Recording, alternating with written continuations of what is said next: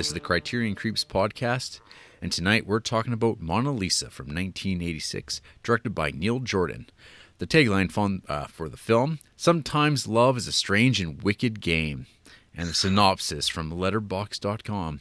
George is a small-time crook just out of prison who discovers his tough guy image is out of date.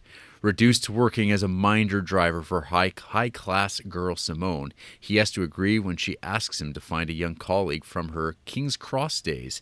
That's when George's troubles just start. Oh boy. Oh man.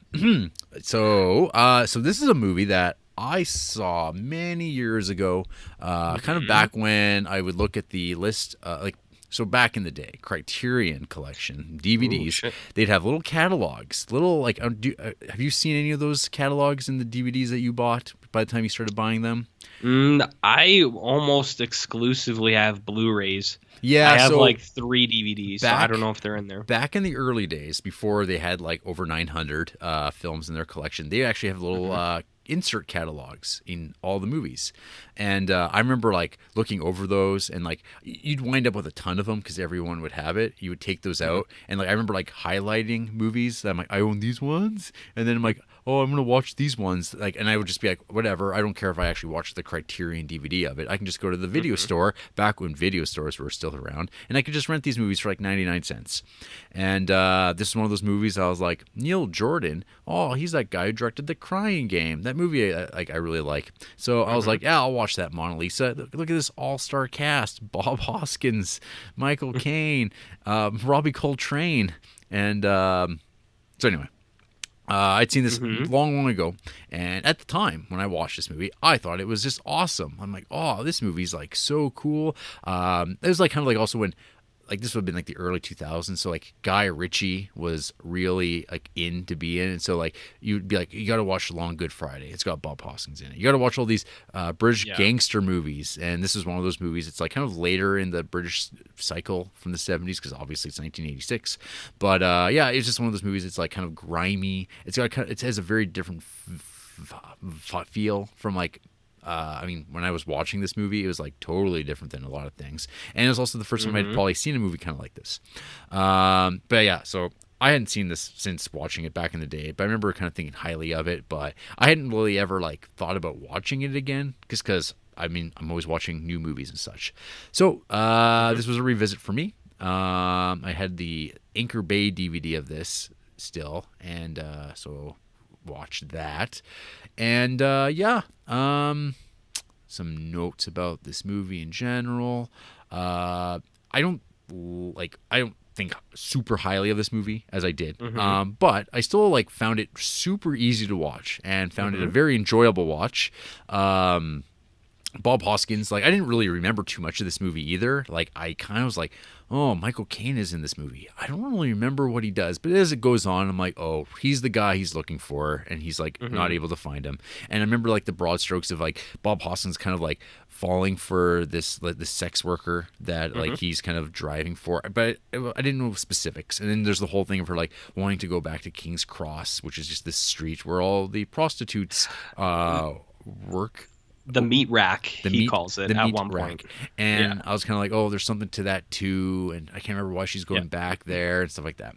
So anyway, but yeah, no, like, this movie is like kind of a break, I think, from the types of movies that we've been watching, which have kind of run the gamut of like, what have we been watching? French surrealism to like American screwball comedy, which is like super easy to watch. Ingmar Bergman intense family dramas to like double suicide Japanese, like a tour. Are you aware of that you're watching a movie and a play type of stuff? And like, you know, to last week's movie, or like, and before that Spartacus, like, which is like very like Hollywood. And anyway, so this was like very, like, this felt like a contemporary movie in comparison to everything else. So it's like, yeah, this movie's like super easy to watch. And so with a movie like this, it kind of comes down to like, what's the story? How does the story play? Is this an interesting story? What are the characters like and stuff like that? This movie's lucky that it's got Bob Hoskins, because Bob Hoskins is just like this lovable little man he's like this big he's just brutish, and like I don't know. He just says things and it's pretty funny. Like there's some. He's got this charm. I mean, he's Eddie, right? From Who Framed Roger Rabbit. Roger Rabbit. Yeah. One of the best movies ever made. And the movie came out 2 years after this? Is it 88?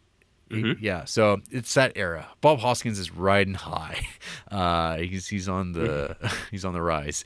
And then Michael Caine is kind of in his like kind of that weird lull in his career where it's like it's between like kind of Get Carter and like Icarus Files and stuff like that, where he's like British star to now he's kind of like he's in Jaws 4. He's taking paychecks. He's like Donald Pleasance. He'll be in anything if you pay him well enough. And this is before Christopher Nolan's like come with me, Mr. Caine. Let me find you respect again. Anyway, so and it's got old Robbie Coltrane as a mechanic. Friend, a pal. I would say an eccentric artist. Yeah. Well, what is he exactly? I don't know. We'll talk about that, I guess. Yeah. And we got a couple things. It's a handmade films, which means that it was produced by George Harrison of the Beatles. We've seen some handmade films before, like Time Bandits. We'll be seeing another one very soon. In a few months, I guess. And we also got another link back to another movie, Brazil. The music's done by Michael Kamen. Some of the Time Bandits had an appearance in this movie. Did you notice that? Like, who? Like the two leaders of the Time Bandits. Oh yes. During the chase scene, which I was really confused because they came out of nowhere and I was just like, holy shit. I was like, is this supposed to be like a play on Time Bandits? Like they dropped into this time because I didn't know where they came from. I was like, what the fuck? Anyways, keep going. As you take a drink of soda. That's a nice, delicious can of Diet Dr. Pepper. So good. 23 flavors, baby. Yeah. So this movie is like, it's decent. It's good. Enjoyable. It's punctuated with some great moments of violence, which is always appreciated. Bob Hoskins really knows how to beat a man up. Yeah. And he knows how to like take a whooping and no sell it real nicely. I don't know. I think this movie's solid, good. Like, it's not a type of story that I'm in love with at this point anymore. I've seen so many more movies since I watched this when I thought it was like so amazing. It kind of reminded me a little bit of like when watching Discreet Charm of the Bourgeoisie again, where I was kind of like, I feel like seeing this type of thing now and going back to watch this when I was like, this is like the first time I'd ever experienced it. It's kind of like, no, this movie's like a lot more typical than I thought it was and disappointing in ways that I didn't realize at the time. But I like this movie. I think it's like a very watchable, enjoyable movie. But I don't know. RJ, what did you think of Mona Lisa? Was this the first time you've seen and heard of this movie? Well, first of all, I want to draw attention and take issue with the way that you say Mona Lisa. I don't really know why you're saying Mona Lisa. I don't think anyone says that. Frankly, I think you're a chud. Yes, this was the first time for me. I had never seen this movie. I think, as you had mentioned, it fits in with the way the Long Good Friday kind of appeared in the collection for us, because at that time, that was also a movie that was like in between, after a long run of very art house, slow, pretentious stuff, almost like big cinema, I guess you could call it. I think I can't remember what happened. Okay, continue. I'm going to find out because I'm like, what? I don't remember that specifically. I remember when Long Good Friday came out, or when we watched it for the show, we were like, man, this was a nice, refreshing, like just a movie, just like a movie. So I thought it was nice that you brought that up because I agree with you. So I'd never seen this before. I had no idea what it was about. But I knew that my boy Bob Hoskins was in it, and I love Bob Hoskins. I think he's awesome. I think... What are you laughing at? No. Oh, fuck, I had it, and it bounced up. I didn't notice that the movie that was right before Long Good Friday was Alphaville. Oh yeah, so there you But go. okay, oh, you know what? So okay, this is before we get to your thing. Yeah. We watched RoboCop, that arty, heady piece of experimental cinema. High and Oh. Low, that really obtuse piece of filmmaking. Then there was Alphaville, Long Good Yeah. Friday, and then that was followed by Flesh for Frankenstein and Blood for Dracula, and then after that, Picnic at Hanging Rock. Wow. What a run of film. Mm-hmm. It's high And cinema. all those episodes are available on SoundCloud and just the reviews themselves on YouTube. Some of those are some of our best episodes ever, actually. Mm-hmm. The RoboCop and High and Low. Anyways, so Mona Lisa. Yeah. So yeah, I knew nothing about this at all, except that Michael Caine was a character named Mortwell, and I thought that was hilarious, because obviously. So I turned this thing on, and I think that this movie has just a terrific opening. I think the opening of this movie him is just walking. awesome.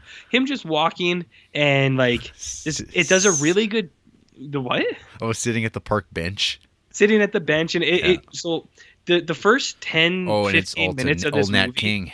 are just awesome because you're given no context or nothing like that, but it lets the viewer kind of connect the dots in that they do a really good job in the storytelling. You see him walking and you see him have this weird burlap bag, and you're like, oh yeah, so this guy got out of jail. He's kind of walking somewhere in England, I suppose, and you see him come up to this house, and there's this really good moment. That whole scene is really good where he sees his daughter, and like he doesn't know what to say, and she doesn't recognize him, and he tries to like give her flowers, and then the mom comes out and they just start screaming at each other and slams the door, and then you see this moment of recognition in the daughter where she like realizes it's her dad, Right. and it's really good, man. Like I was watching it and I was just like, holy shit. I was like, what do we have here? This is some fine fucking cinema, baby. That whole scene I think is really good. And then Hagrid comes and picks him up, and they go for a drive, and he picks up this bunny and he takes it to a bar. And I was like, I don't know what this movie is, but I'm really digging it. And it's a little bit of a bummer to say that that got lost in after the first half hour. I think the first half hour of this movie is terrific. So you have that opening, and then you have him starting as the driver, and you see him with the call girl.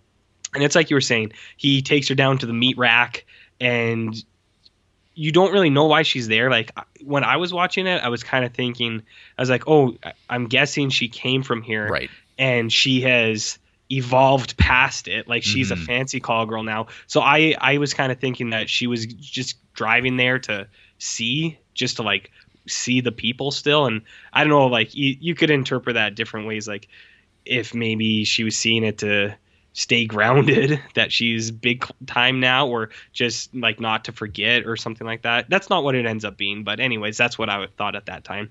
So I think that stuff, the first half hour of this movie is great. And then I think the rest of the movie keeps going. And I'm more or less along the same lines as you. I thought it was really good. Well, I thought the movie as a whole, I think, is good. I think it goes by really easy. It's easy to watch. You're interested and it's entertaining enough. But I think there are certain parts about it that bring it down a little bit. I think it's like tonally it shifts a little bit, where like sometimes it's playful, sometimes it's violent, like you said, which aren't bad things to go in between them. But there are certain times where I feel like it doesn't fit with what's actually happening, or what they've built so far. Right. So Bob Hoskins is like the most adorable cutie pie in this movie ever. He's so cute in this. Like he's really innocent and like just says really nice stuff, and he's like naive to what she's doing. Like he doesn't even realize she's a hooker for a while, and then he's like onto it, and then he kind of likes her, and he finds that she's in this porn movie, and he like brings it up to her because he's like really sad about it, and like not jealous. He's just really sad, and you're like, holy shit, this guy's cute. And he says stuff about, he's like, if we were in love, you know, like in the songs, and you're just like, oh my god, Bob Hoskins, you're adorable. And he's really cute, but then there's other moments where, not like with other people, like when he freaks out, because you see that a little bit and it fits with his character, but there's times like near the end where he really loses it on her that I thought were out of place. I was confused a little bit. I was like, why?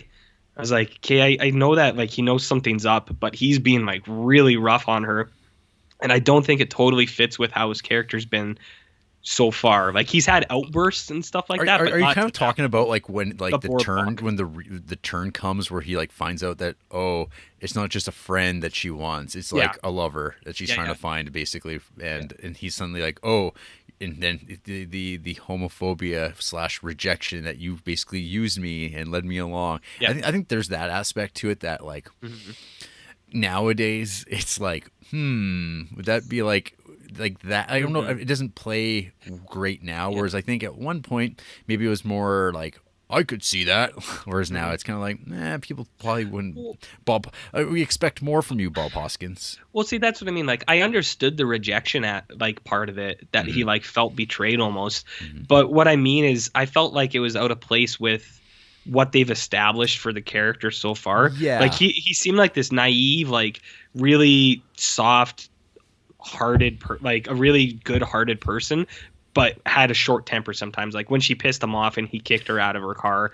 And like there were other like, when the pimp tries to talk to him and he like fucking bashes his head in real good. So like you see those elements. So like it's established. But I thought it was out of place when he's really mean to her. Yeah. Well, because there's like times where it's like kind of like Curb Your Enthusiasm-ish. Where it's like basically watching the movies like about Bob, watching George react to like inconveniences and like kind of like snobbery and snottery. And he goes, "What's all this about?" And like he just like, it's his reactions to things. And it's like, I don't go to joints like this, and he's such like an East Londoner, right? Like, so he's like he's got that Cockney-ish accent and stuff like that. He's from from Squalor, and so he's a hard man, and he's trying to make it and trying to soften up his image. He's out of jail. He's trying to do good, but he's like just a driver at the end of the day, and so he's trying his best. But there's the ugly turn when he starts getting punchy and slappy. So I thought that was a little out of place, but just since you brought it up, the George thing, so this movie actually reminded me of our Pygmalion episode, because in that I watched Pretty Woman because it's a Pygmalion film. Yeah, I was thinking about that. I was thinking about this, and I was like, this is what Pretty Woman should be. Right. I was like, this story between like a hooker and a guy, and I was like, that makes, like, the way it plays out, I was like, this makes way more sense for the sex trade, for like the woman to be the boss and to make the money, and just to pay like the guy to drive around and be the tough guy. Yeah. But that's not the world we live in. That's not Pretty Woman. So anyways, this reminded me of Pretty Woman, which reminded me of Pygmalion, which is another episode you can listen on SoundCloud and iTunes and Stitcher. That movie's awesome. But yeah, that movie's very good. So anyways, I thought tonally it was a little bit back and forth. Not necessarily to a fault all the time, but sometimes you're like, and then I also thought the score wasn't doing this movie any favors. Not that it's like stands out, it's like, oh man, that's really bad. I just thought it wasn't super fitting for the movie. Like there are certain times where there's stuff happening, and the score, like the music in the background, I felt like didn't fit with what was going on. I was like, this feels too light for what's going on. Yeah. There's especially like when they're going clothes shopping and stuff like that. That's the one. And then there's like, it's very Pretty Womanish, and I was like thinking like, oh, RJ already watched Pretty Woman. I wonder if you'll watch it again.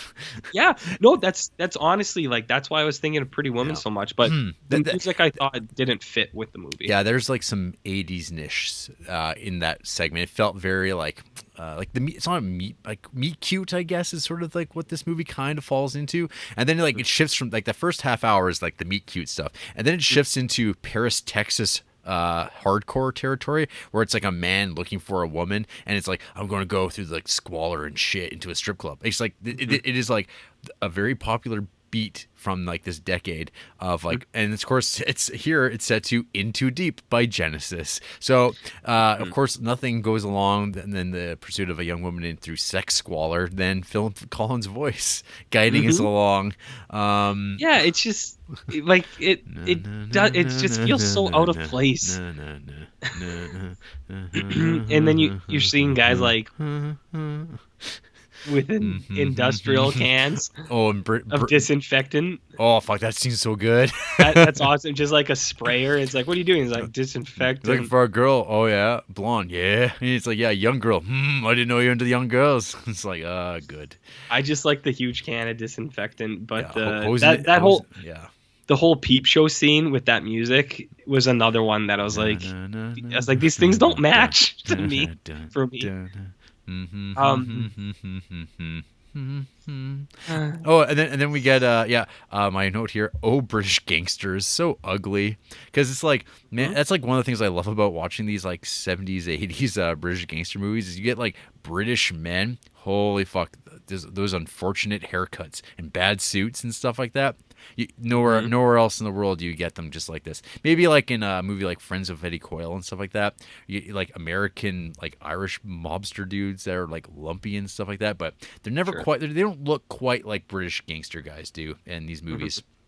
There's like the bit. So during the hunt for the girl, we get the bit where he has to like get a blowjob, I guess, from the wrong girl, like from, and because it's like, and it's so like, ugh, it's like this is kind of like that rarity of female on male rape essentially, and he's like begrudgingly goes along with it, and it's just like, ugh, it's like quite like, oh, poor Bob, get out of there, Bob, but he can't because he doesn't want this girl to get beat up, and she got beat up anyway.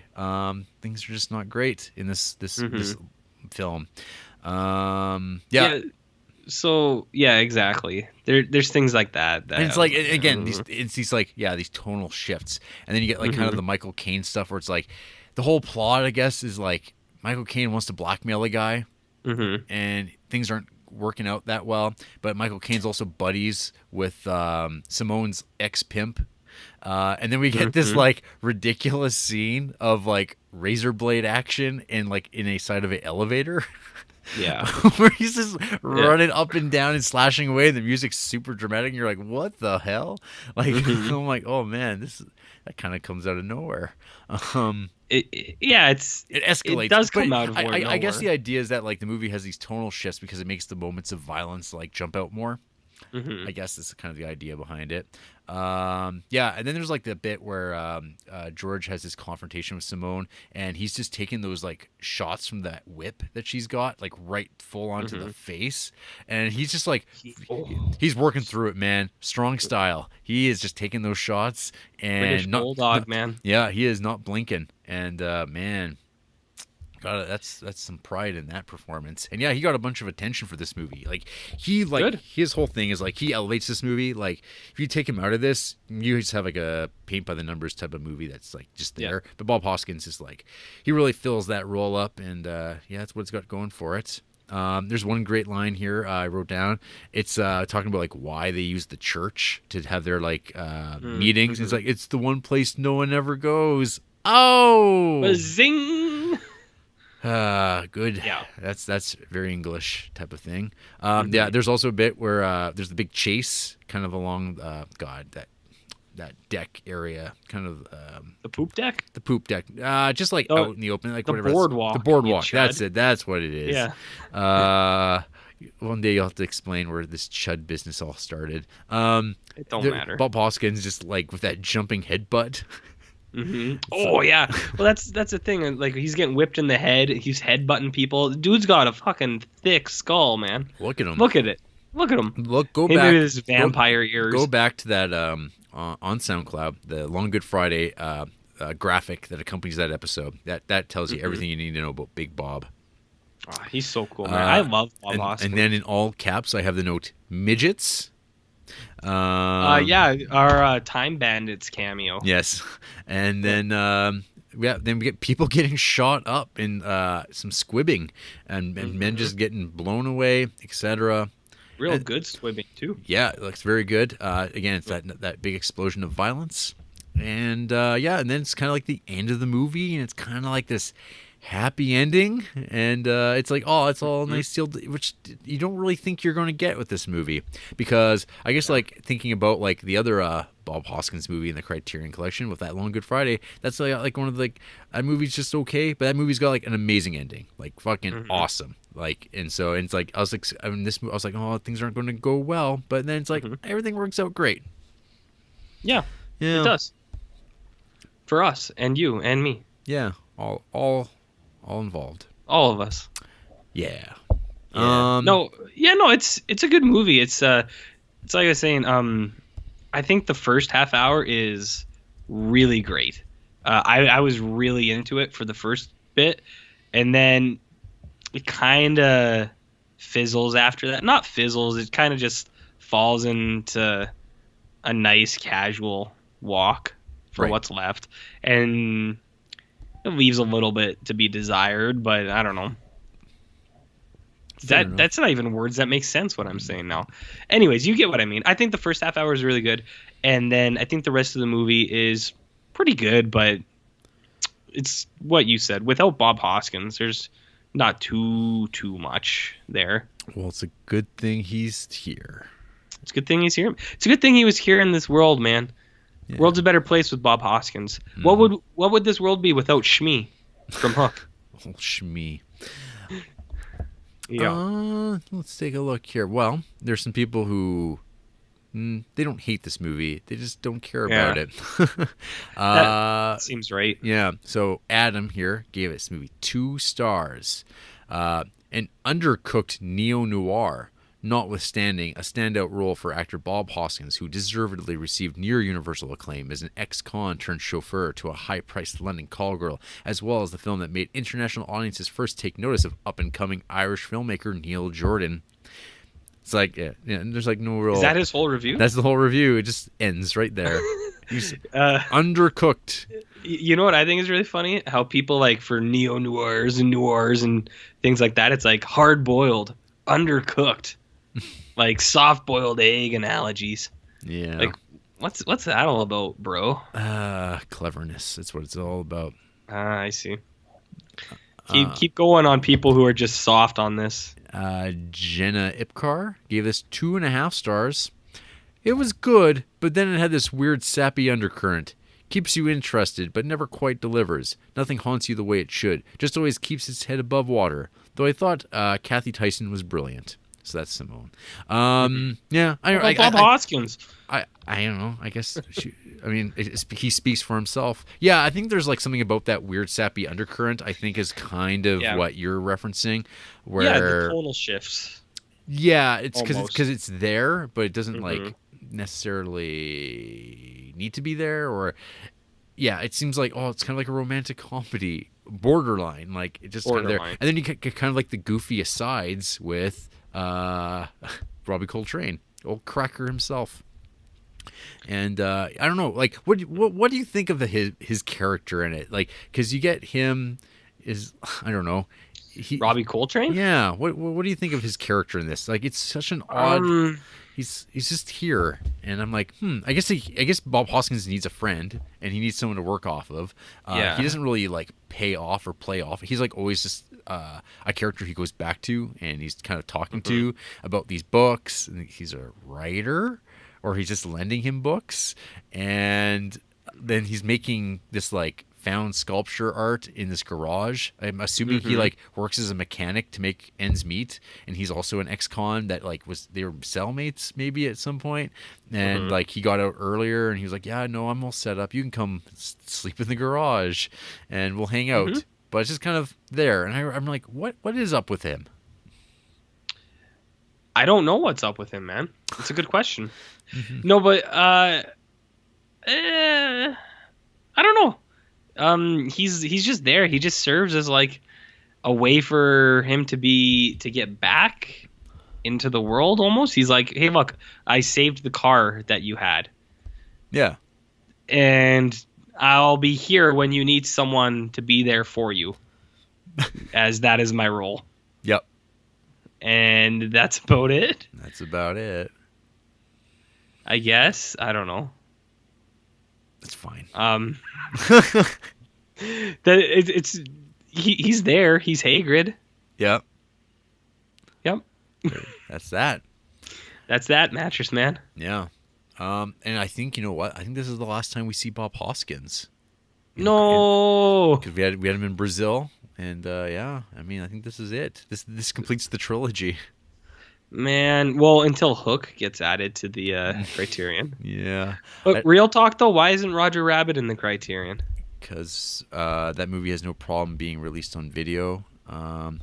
It could have. I mean, I'm wondering off the top of my head if it was in the Criterion Collection as a Laserdisc, but I don't think it was. It's Warner Brothers, man, they're not gonna give up that money. We can watch it on our own and review it for the Criterion Creeps. That's right. I guess Mm-hmm. we're not going to do that, but that's fine. Any last thoughts here about Mona Lisa? What, from me? Mm-hmm. No, you pretty much know what I think here. I think the first part's really great, and then the rest of the movie's Good. Yeah, it's good. Yeah. Like it's worth watching. Yep. It's better than that last fucking movie we watched. That movie. Yeah, whatever that fucking thing was called, the last thing we watched, you know. Coup de torchon. Yeah. That fun thing. Yeah. Yep. After the break, RJ's gonna get shot. There's gonna be squibs. Then I'm gonna get shot, and we're just gonna be dead. And it'll be still a happy ending because Bob Hoskins and Robbie are fine on a park bench. You had an easy out, man. You could have just said Hagrid will walk us into the sunset, and you fucking blew it. I don't want to say Hagrid. Why not? It's what he is. It's a cult.